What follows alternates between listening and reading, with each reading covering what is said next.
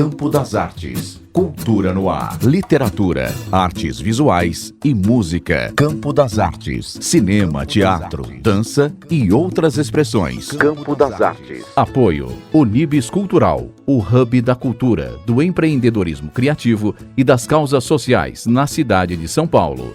A Unibis Cultural tem uma programação diversificada para você que busca um espaço de reflexões, debates e trocas que preparam a cidade para o futuro. Siga a Unibis Cultural nas redes sociais e fique por dentro de tudo o que acontece na casa. Campo das Artes. Cultura no ar. Produção e apresentação, Jorge Vasconcelos.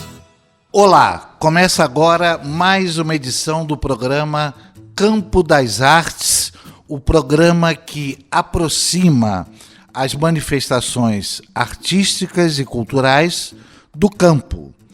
Nosso entrevistado de hoje é o professor Marcos Silva, historiador. Ele é o autor de uma obra muito importante, publicada, vejam só, em 2003, pela editora Perspectiva, o Dicionário Crítico Câmara Cascudo. Portanto, está claro que o nosso tema de hoje é em torno da obra do folclorista, escritor Luiz da Câmara Cascudo, um dos principais personagens no âmbito intelectual na história do país. Professor Marcos Silva, é um prazer recebê-lo em Campo das Artes. Eu agradeço muito pelo convite. Professor, o senhor é o autor de Dicionário Crítico Câmara Cascudo.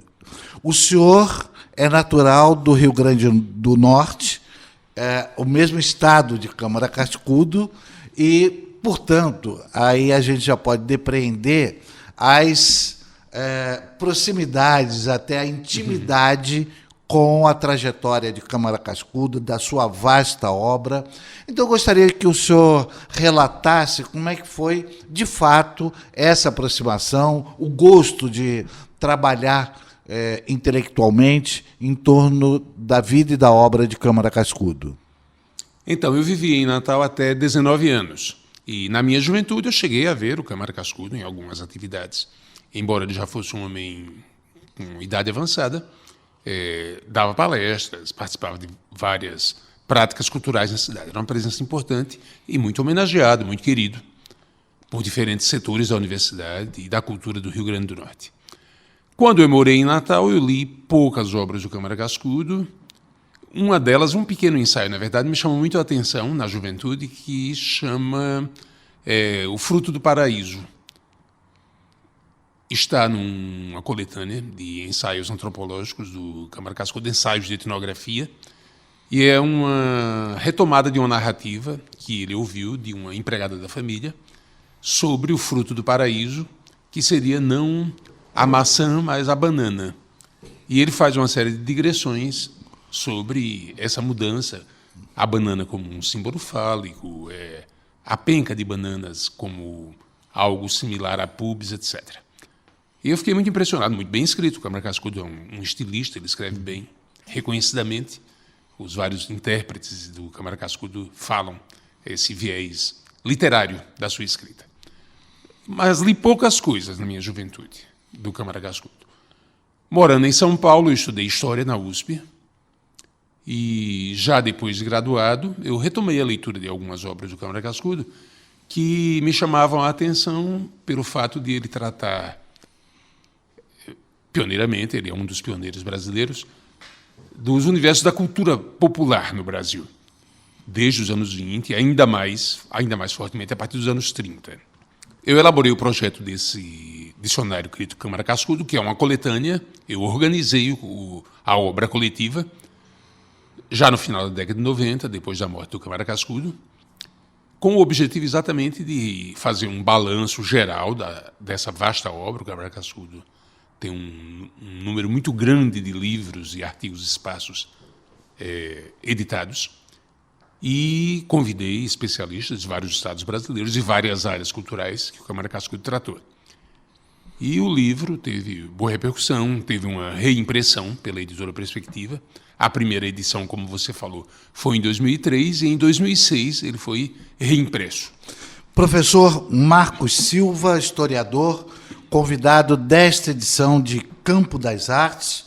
O assunto desta edição, desta entrevista, é a obra de Luiz da Câmara Cascudo. Marcos Silva, por favor, como se poderia resumir a importância da produção intelectual, da própria vida com os respectivos interesses que Câmara Cascudo se dedicou, que foram muitos interesses?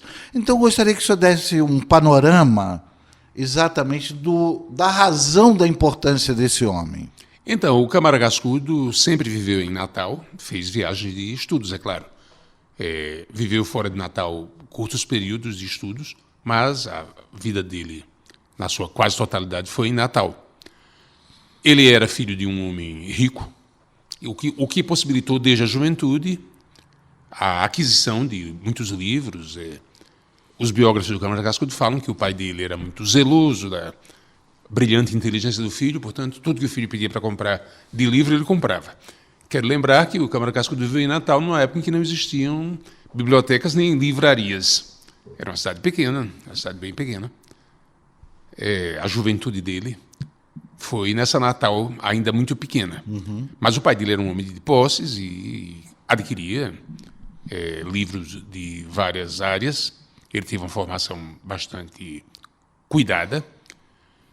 E ele começou a publicar na área de crítica literária. O primeiro livro do Câmara Cascudo chama Alma Patrícia, é sobre a literatura potiguar. Na verdade, é o primeiro livro sobre literatura potiguar.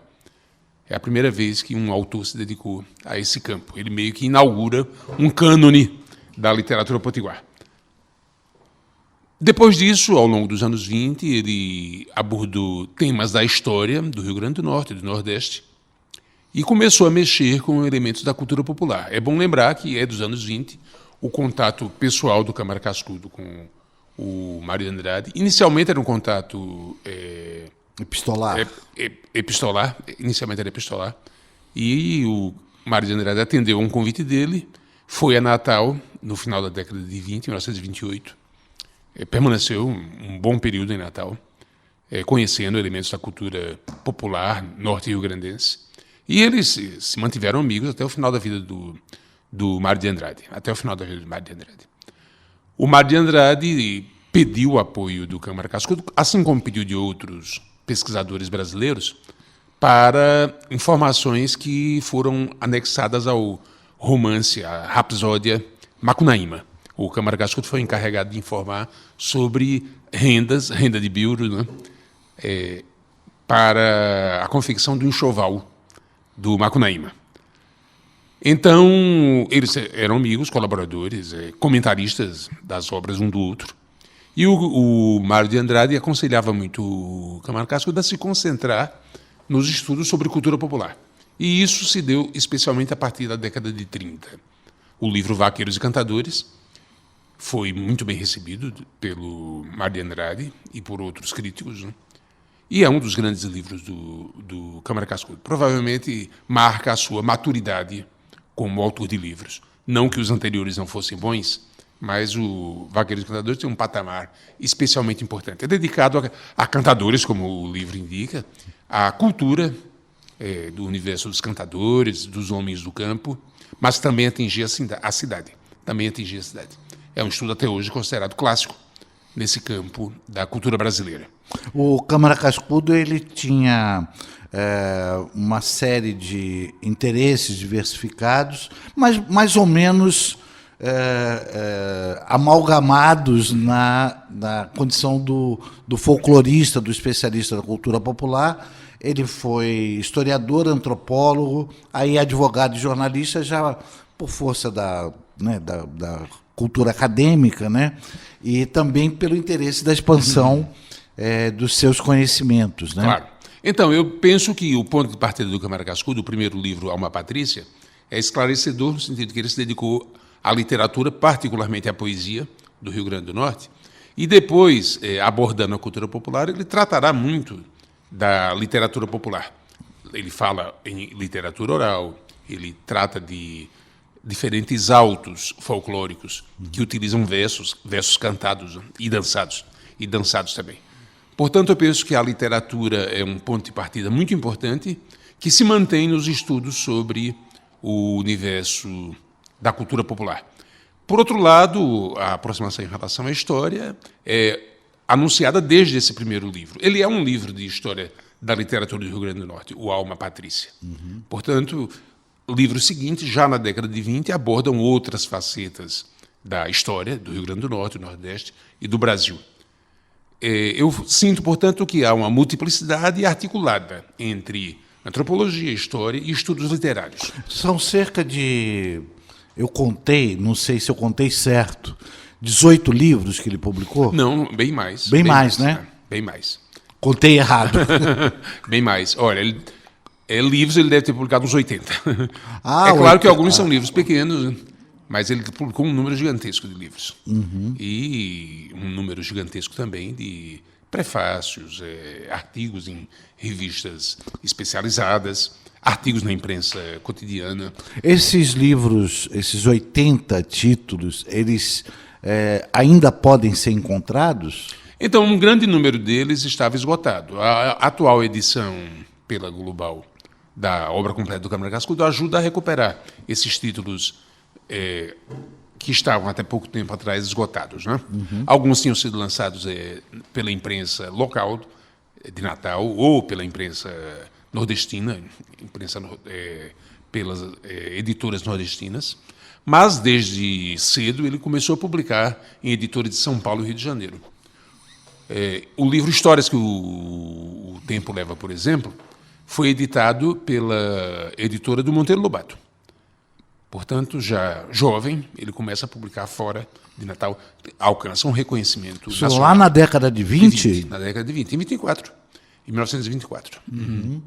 E ele tinha contato com Monteiro Lobato, Sim, evidentemente, sim, né? Sim. O Câmara Cascudo foi um grande epistológrafo, né? Ele escrevia muito. Ele escrevia muitas cartas para confrades escritores, para pesquisadores, no Brasil e em outros países. Como ele teve uma educação muito cuidada, ele era poliglota, portanto, ele lia e escrevia em várias línguas. Ele se correspondia com pessoas em inglês, francês, espanhol, alemão também. Ele traduziu livros do alemão. Né? Portanto, ele foi um homem que conseguiu um patamar de formação intelectual elevado em condições difíceis da época. Ele começou a estudar medicina, desistiu do curso e depois ele fez o curso de Direito. Ele se formou em Direito. Na época em que ele se formou, ainda não havia no Brasil cursos de Antropologia. A Antropologia, evidentemente, era estudada em outras áreas. Mesmo Medicina, Direito, estudavam aspectos de Antropologia. Mas ele teve uma formação em larga escala por conta própria no universo da Antropologia.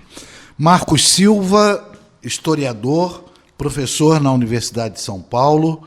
Marcos Silva, ele colabora aqui com o nosso programa, o Campo das Artes, falando com muita propriedade de Luiz da Câmara Cascudo. Marcos Silva é o autor de Dicionário Crítico Câmara Cascudo, publicado pela editora Perspectiva em 2003.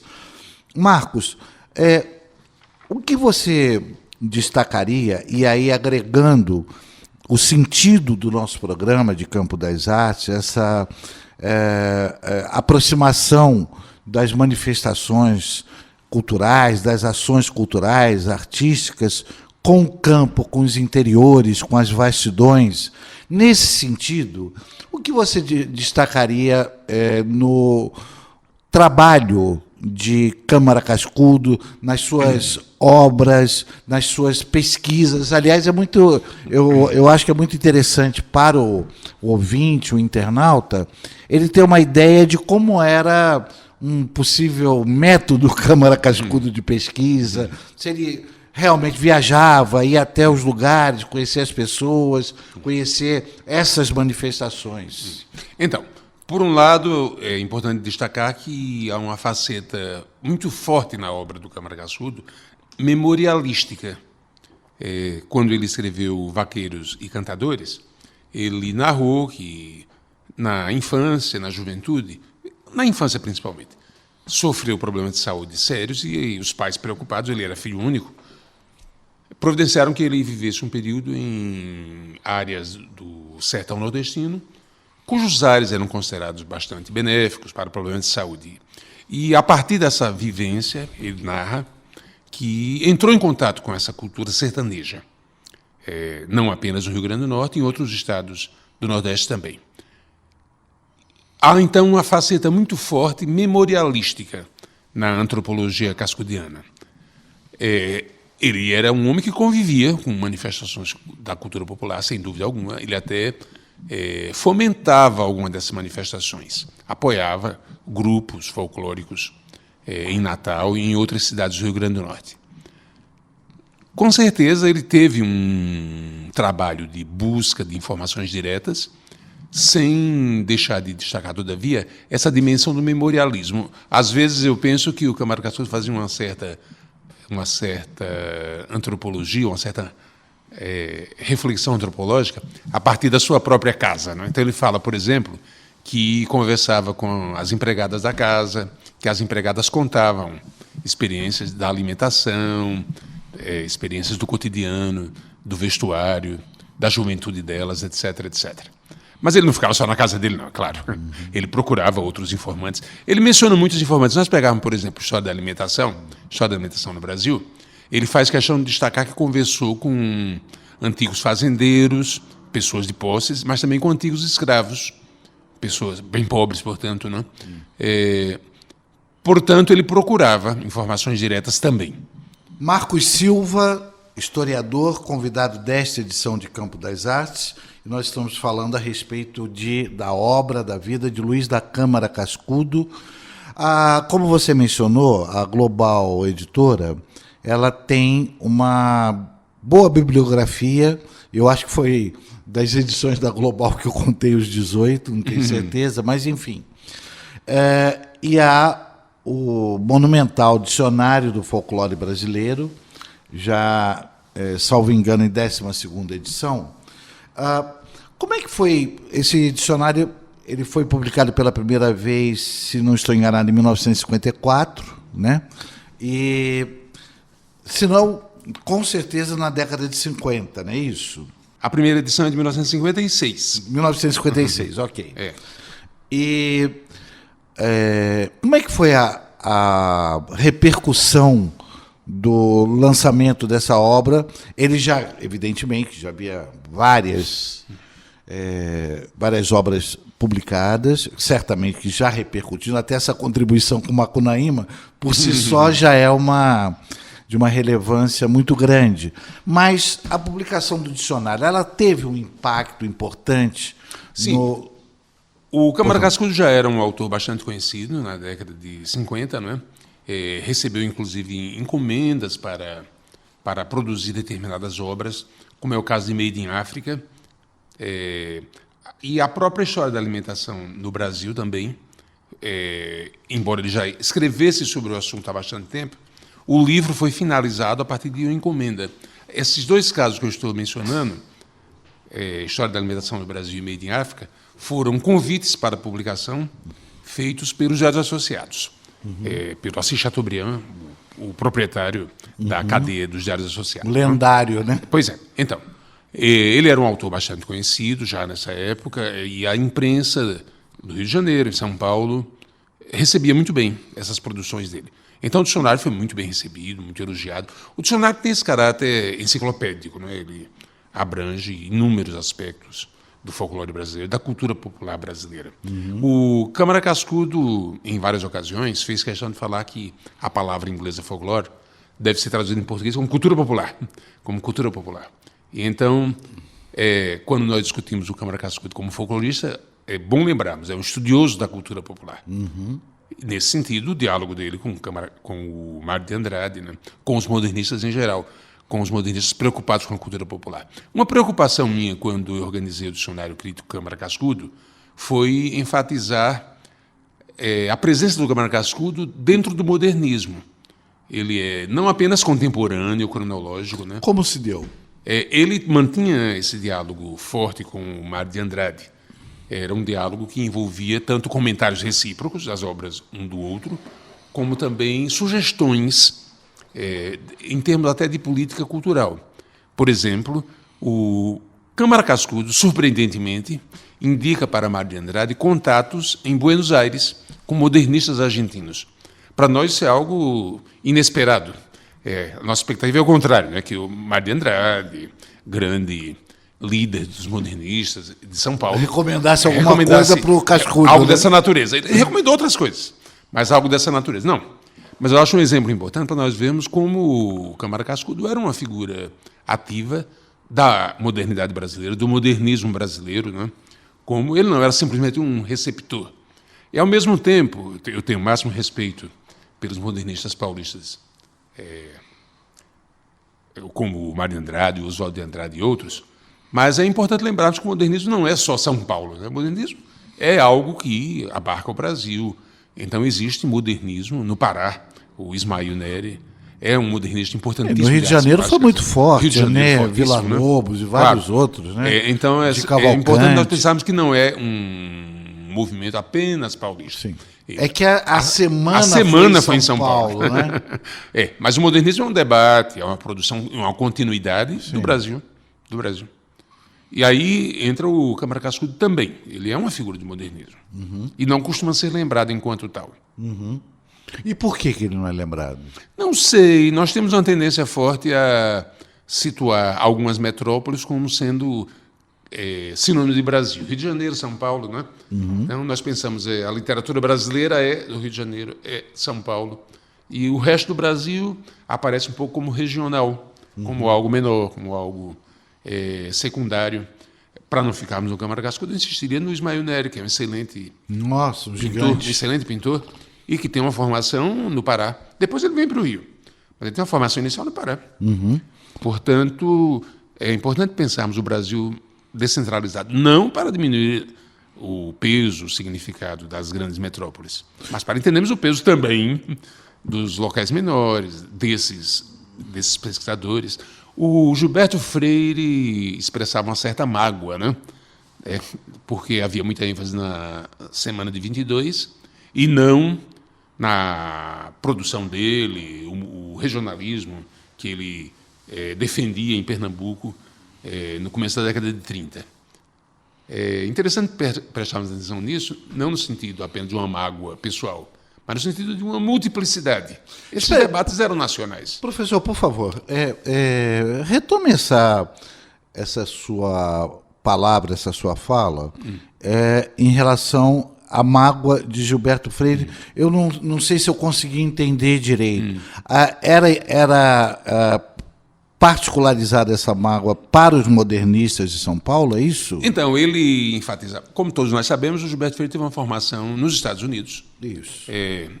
E, portanto, ele teve uma formação esmerada e até mesmo de vanguarda no debate antropológico daquela época.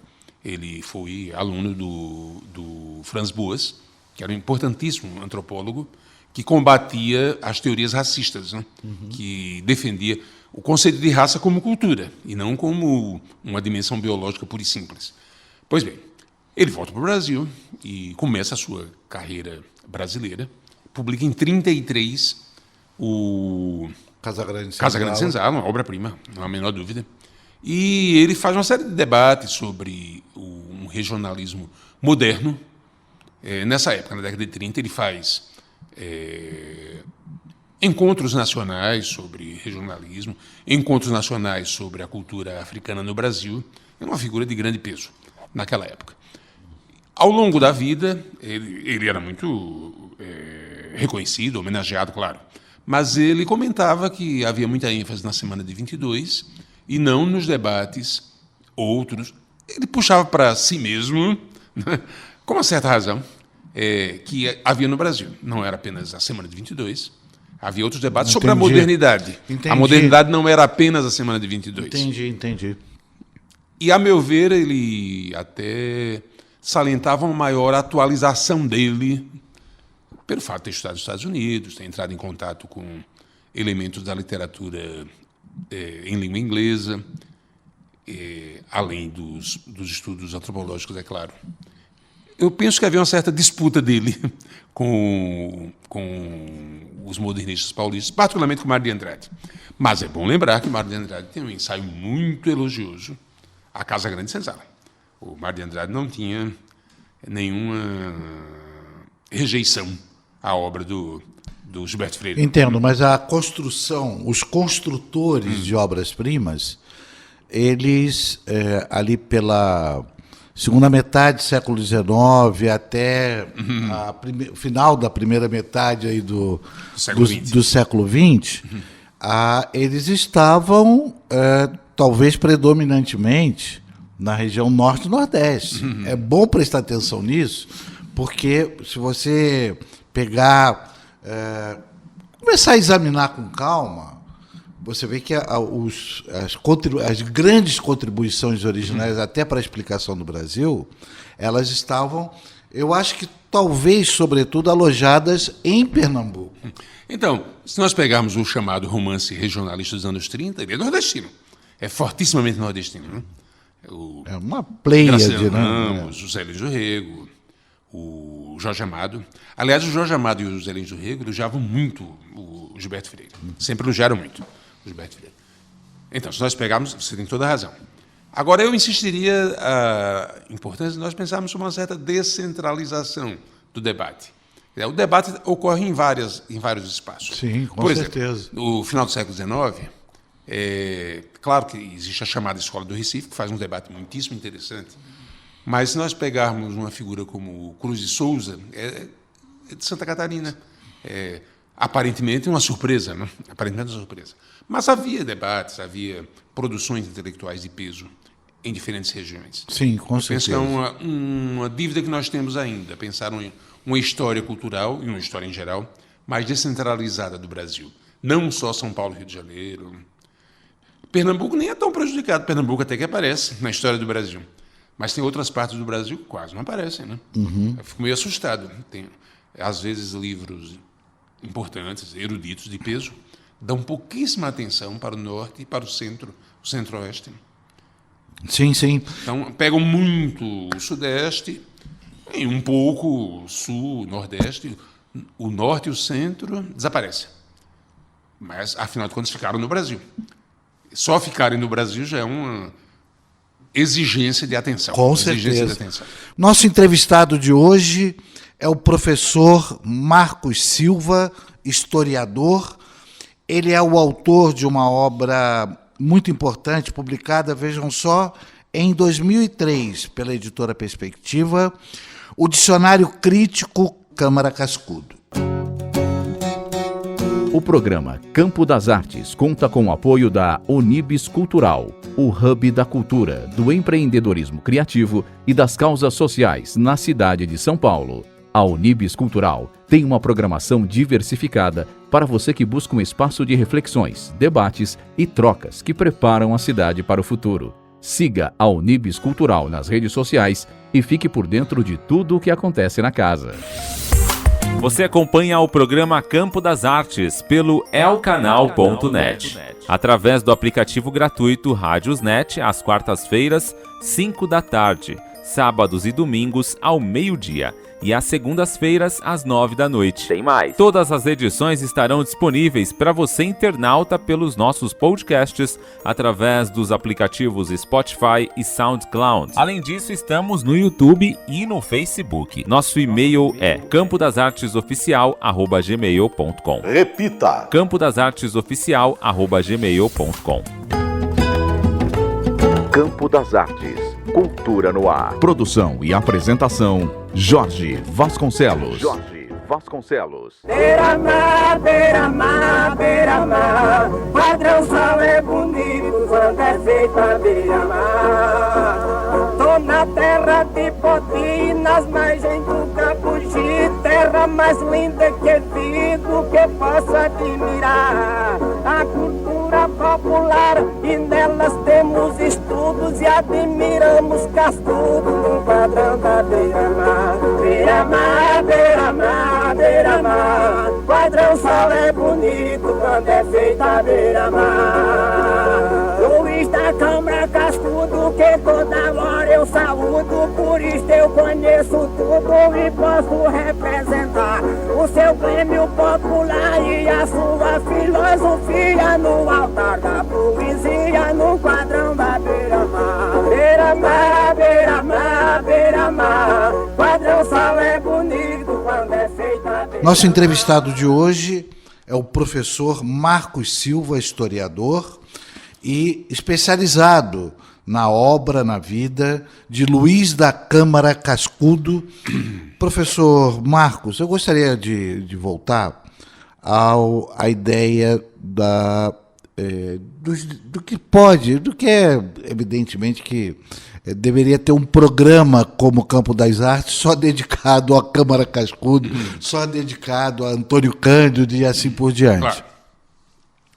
Mas, evidentemente que de um ponto de vista de resumo, de destacar determinados aspectos, gostaria que o senhor voltasse a falar da relevância desse homem e do trabalho dele. Eu só, assim, talvez como estímulo, como o senhor falou, né, a estilística dele é notavelmente original, é uma delícia. E fora que ele deixava claro em algumas passagens que não dava muita pelota para determinados pontos, que se atribuía muita importância do ponto de vista sociológico, antropológico, etnográfico. Aí ele falava, olha, aqui não dá bola para isso não, vamos em frente. Então eu gostaria que o senhor desse mais um apanhado da importância dele. Então, eu destaquei antes a dimensão fortemente memorialista da antropologia do Câmara Cascudo. Junto com isso, é uma dimensão literária. Escreve bem, a boa escrita não é um adorno, não é algo suplementar. Faz parte do pensamento. Faz parte do pensamento. Exatamente. É uma espécie de diálogo com o universo que ele está trabalhando, né? A boa escrita é um diálogo com os autos populares, com a literatura oral. Eu destaco muito no Câmara Cascudo a atenção que ele dá para culturas orais. Desde os cantadores, em geral, são homens que participam de desafios orais, mas também produzem escrita, mas depois ele se dedica mais diretamente a tradições literárias orais, literatura oral no Brasil, 5 livros do povo, que não são livros necessariamente impressos, são livros narrados oralmente, não é? Então isso, a meu ver, é uma grande contribuição do Câmara Cascudo. Como adendo, ele tratou do cordel, não? Sim, ele tratou do cordel. Como você sabe, os cantadores, os cordelistas são parentes próximos. Isso. Ele tratou do cordel. Mas então, o Câmara Cascudo tem essa contribuição muito importante. Ele tem uma concepção de povo que vem do pensamento conservador. O povo é uma espécie de matriz da nação, é uma espécie de matriz da cultura nacional. Isso significa que ele dá pouca atenção para conflitos, tensões. Se nós pegarmos a história da alimentação no Brasil, que certamente é um balanço monumental, nós acompanhamos, ele descreve diferentes campos de formação da culinária brasileira. Aí ele destaca uma matriz lusitana, uma matriz africana, uma matriz indígena. No plano, digamos assim, de formação cultural dessa culinária brasileira, ele faz um trabalho muito bom. A meu ver, ele não dá muita atenção para pensar sobre o acesso a esses alimentos, como isso se dividia socialmente. Nesse aspecto, embora ele tenha um livro chamado Sociologia do Nordeste, Sociologia do Açúcar, não é do Nordeste, não, Sociologia do Açúcar. O Câmara Cascudo é pouco sociológico. Ele não se preocupa com essas diferenças, quem tem acesso aqui nesses alimentos. Então, pode dar uma certa impressão que todos os portugueses comiam aquele cardápio lusitano, todos os africanos comiam aquele cardápio africano, etc. Todos os indígenas comiam aquele cardápio indígena. Então, ele dá uma menor atenção para a diferença, para os diferentes acessos. E o senhor, professor Marcos Silva, o senhor acha que seria fundamental, de grande relevância, que ele atinasse para esses aspectos? Eu não sei se ele tem aspectos. Aí não seria ele, né? Eu penso que nós, como leitores... Sim, aí seria uma coisa idealizada, né? Nós, como leitores dele, num outro momento histórico, num outro universo de formação, devemos isso, pensar essa multiplicidade de acesso. No começo do História da Alimentação no Brasil, o Câmara Cascudo fala que ele teve a ideia inicial de convidar o José de Castro, que ele trata com grande respeito, para escreverem juntos, e que o José de Castro preferiu não aceitar o convite. É interessante pensarmos que o José de Castro depois escreveria a importantíssima Geografia da Fome do Brasil. Sim. O José de Castro tem essa visão mais preocupada com o acesso diferenciado na sociedade. O Câmara Cascudo não. Eu entendo que não vale a pena nós fazermos uma espécie de condenação póstuma. É importante aproveitarmos as conquistas que ele, Câmara Cascudo, fez. Então, ele tem conquistas empíricas muito significativas. Ele prestou atenção a questões que, via de regra, eram pouco tratadas. Nesse aspecto, a meu ver, ele faz parte do debate modernista de maior peso sobre a importância das culturas populares no Brasil. A importância das culturas populares no Brasil. Inclusive, ele tem uma visão sobre a dinâmica dessas culturas.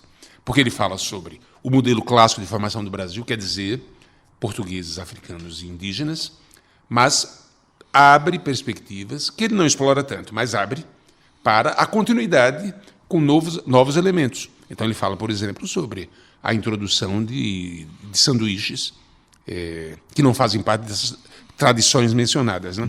A introdução do próprio macarrão, a introdução de vários hábitos alimentares novos ao longo do século XX. Ele tem um livro chamado Viajando o Sertão, onde ele comenta que a comida tradicional do sertão está sendo modificada. Então ele pensa, a comida tradicional era o quê? Era carne de sol, farinha, mandioca, batata, abóbora, feijão verde, né? Agora ele percebe que muitas pessoas começam a comer muito mais frango, macarrão, que ele considera que são hábitos de introdução recente, bem mais recente. O próprio macarrão, ele já aparece na fala dele como industrializado, macarrão industrializado. Mas então, eu entendo que existem tarefas nossas como leitores do Câmara Cascudo, admirar o que ele conquistou e, ao mesmo tempo, pensar em outros horizontes que são de natureza sociológica, né? São de natureza política também. E o senhor pretende, ou já vem se dedicando a essa visão, digamos assim, mais crítica? O seu dicionário é um dicionário crítico, claro, com várias contribuições, né? Claro. Então, crítico não é falar mal, né? Crítico é falar reflexivamente. Imagina. Falar reflexivamente. Eu imagino que, com certeza, o Câmara Cascudo não daria a mínima bola para pegar e ter que explicar que crítica é... claro. Né? Você está discutindo. Então, né? eu tenho orientado algumas pesquisas sobre o Câmara Cascudo, né? Na pós-graduação da USP, que procuram refletir sobre essas dimensões. Ler Câmara Cascudo hoje em dia. O que significa ler Câmara Cascudo? Exatamente. Aliás, esse é um ponto que eu gostaria de chegar aqui nas questões que eu estou formulando. Exatamente a leitura dele e a inserção dele no ambiente intelectual e até na memória intelectual do país. O Câmara Cascudo tem uma postura em relação ao folclore que é bonita, mas com uma certa dimensão idealista. Ele pensa assim, que o folclore existirá sempre, sempre existirá essa cultura do povo, né? Por mais que as coisas modifiquem, essa cultura do povo continua a existir. Eu penso que isso é uma meta legal, que ela continue a existir, mas é importante nós pensarmos se ela consegue existir, como ela consegue sobreviver. Eu sinto falta de nós pensarmos sobre isso. Como é que a cultura popular pode conseguir sobreviver, né? Hoje em dia, nós vemos muitas manifestações tradicionais folclóricas que sofrem modificações, às vezes em função do calendário turístico, né? Eu não estou querendo pensar que essas modificações sejam um mal, mas eu penso que nós devemos tomar cuidado sobre a sua capacidade de sobreviver como cultura popular. Por exemplo, Nós temos o carnaval e temos as festas juninas. O carnaval antes, as festas juninas depois, foram assumindo uma dimensão de espetáculo gigantesco, né? Bonito. Eu não tenho nenhuma rejeição à beleza do espetáculo, não. Mas é um espetáculo gigantesco, inclusive, que exige investimentos muito grandes. As festas juninas são nessa direção, né? Nós vemos atualmente quadrilhas juninas, que são imensas, com roupas luxuosas, bonitas, etc. Não tenho nada contra a beleza desses materiais. E era uma expressão tão acanhada, né? De preocupado bairro, assim, né? Não se trata de impedir essa situação, mas de pensar sobre outras manifestações que não têm tanto dinheiro, por exemplo, a sobrevivência de quadrilhas que não têm acesso a tanto dinheiro para fazer aquelas roupas requintadas. Eu vejo, às vezes, na televisão, umas quadrilhas, no Nordeste, inclusive, em Campina Grande tem grandes quadrilhas, né? São roupas luxuosas, bonitas, como fantasia de carnaval.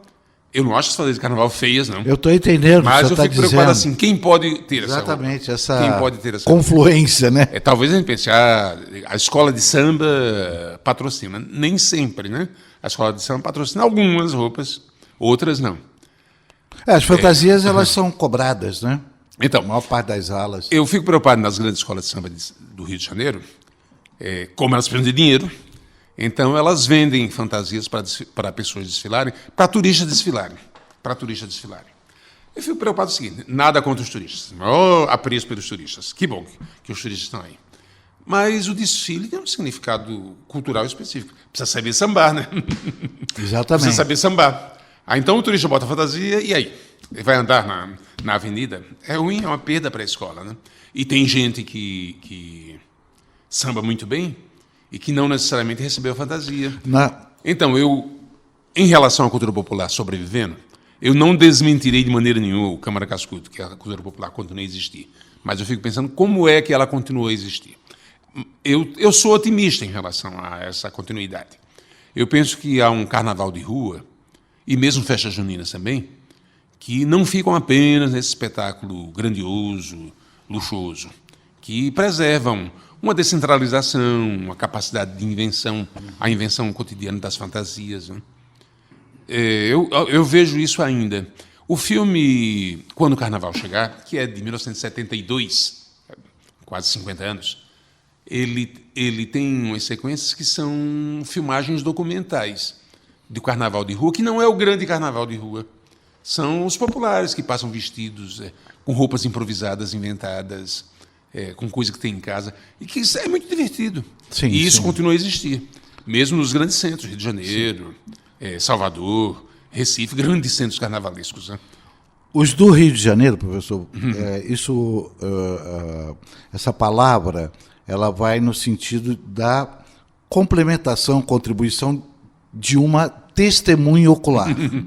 Então, eu estava lá, eu conheci bem, eu ajudava a fazer o coreto do carnaval da minha rua, a pegar, colocar as lampadinhas lá todo. Tinha desfile de blocos. O grande fenômeno que eu me lembro foi uma ala do Bafo da Onça passar lá na rua. Aquilo foi uma coisa, um sucesso estrondoso. E, do ponto de vista você estava falando fantasia, para turistas, saber sambar, que é o principal e tal, havia uma expectativa, ainda na década de 60, eu estou falando mais ou menos 65, por aí, dos grandes passistas passarem, particularmente, que era um fenômeno, que era uma mulher branca. Então, isso, eu acho que não tem mais assim, passistas que tiravam o fôlego de quem estava lá assistindo. E só para fechar, eu posso estar enganado, mas o artista, o Hélio Oiticica, para experimentar as possibilidades do corpo, ele se tornou um dos maiores passistas do Rio de Janeiro, que era o Elinho da Mangueira. Ele usava os parangolês, né, em escola de samba. Os parangolês, as obras que ele fazia, ele usava em escola de samba. Então, é legal essa discussão ser feita não em termos de preconceito. Todos têm direito à cultura popular. Mas é importante, a meu ver, uma cultura popular descentralizada, mais nas mãos do povo, sabe? É como a culinária, não é? Eu não acho bom que o vatapá seja apenas para os grandes restaurantes. É importante que ele seja uma produção caseira, ao alcance da maioria. Ao alcance da maioria. A cultura não é raça biológica. A cultura não é raça biológica. A antiga cantora da Jovem Guarda, Rosimeire, é uma mulher branca, loura, e samba muito bem. Ela samba muito bem. E certamente existem negros e negras que não sambam bem. Mas eu penso que é muito importante valorizarmos a cultura popular em termos dessa cultura descentralizada, diversificada. Não, não ser uma cultura apenas da grande produção, da grande empresa, de quem tem muito dinheiro. Quem tem muito dinheiro, claro, vai em frente. Mas e quem não tem? Precisa ir em frente também. Perfeito. Professor Marcos Silva, convidado de Campo das Artes. Professor, uma curiosidade para mim é a seguinte: no âmbito da música, o que o senhor pode destacar que tenha sido, que tenha chamado a atenção nas pesquisas de Câmara Cascudo? Então, eu orientei uma pesquisa, uma tese de doutorado, exatamente sobre isso. O autor chama Cláudio Galvão, ele foi professor na Federal do Rio Grande do Norte, já se aposentou. O nome da tese dele é Alguns Acordes, que é sobre Câmara Cascudo e a música. Ele teve uma relação muito forte com a música, tanto com a música popular, ele apoiava a formação de grupos populares de música, como também com a música erudita. Ele apoiou desde a juventude a criação de escolas de música em Natal. Ele deu grande apoio para a formação de orquestra sinfônica no Rio Grande do Norte. Portanto, é um diálogo permanente dele. Há uma preocupação da parte do Câmara Cascudo, em alguns de seus livros, de anexar partituras, para que o leitor tenha um acesso mais fácil. No tempo que ele escreveu esses livros, não havia CDs ou recursos semelhantes. Sim. Portanto, era mais fácil colocar a música disponível através das partituras. Não? Sim. Ele contou com a colaboração de músicos do Rio Grande do Norte, e ele registra essa colaboração. Não? Ele incentivou muito esse meu ex-orientando a escrever um livro que ele escreveu antes de defender a tese, sobre a modinha no Rio Grande do Norte. Portanto, a música certamente é um dos grandes universos de interesse do Câmara Cascudo. E a literatura popular que ele tanto preza, que ele tanto prezava, é uma literatura em diálogo com a música, em parte cantada, em parte declamada. Não? Sim, o senhor mencionou aqui bem antes, Sim. né? Professor Marcos Silva, nós já mencionamos aqui rapidamente, mas qual é, na sua visão, a permanência de Câmara Cascudo, pensando nos dias de hoje, né, dos estudos, das contribuições dele em tantos livros, dezenas de livros, como é que o senhor vê a permanência no dia a dia das pessoas, no país, no andamento do país? Então, se nós pensarmos em Natal, no Rio Grande do Norte, ele é querido, cultuado, considerado o mais importante intelectual do Estado, etc. Agora, claro que a sua pergunta não diz respeito apenas ao Rio Grande do Norte. Eu entendo que a partir do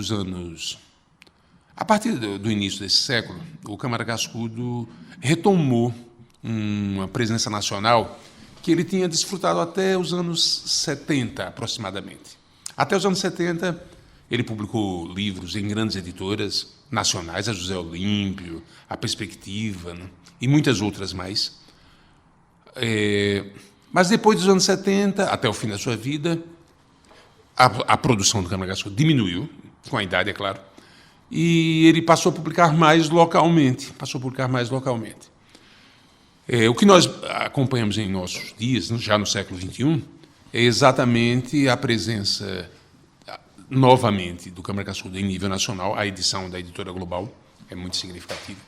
E o surgimento de estudos sobre o Câmara Cascudo que são lançados em editoras de alcance nacional e têm repercussão nacional. Né? Existem ótimos especialistas em Câmara Cascudo. Um livro muito bom, que foi publicado pela EDUSP, reunindo a correspondência entre Câmara Cascudo e Mário de Andrade. Esse livro, anteriormente, havia sido publicado apenas a correspondência do Mário de Andrade para o Câmara Cascudo. A edição aqui da EDUSP junta os dois lados Sim, da sim. correspondência. E estudos excelentes na Universidade Federal do Rio Grande do Norte, mas não só lá, também na Federal do Rio de Janeiro, na PUC do Rio de Janeiro. Eu penso que o Câmara Cascudo tem alcançado, em nossos dias, uma nova releitura, uma releitura crítica, uma releitura que procura valorizar suas conquistas, a sua inserção no modernismo, seu diálogo com os estudos do Mário de Andrade, etc. Eu quero lembrar ainda que a edição do livro Intérpretes do Brasil, o livro Intérpretes do Brasil, que foi lançado pela editora Boitempo, incluiu o Câmara Cascudo entre esses intérpretes. São clássicos, são autores de grande importância do século XX, e o livro teve essa preocupação. A meu ver, portanto, nós acompanhamos uma reinserção do Câmara Cascudo no debate nacional sobre cultura popular, sobre o modernismo.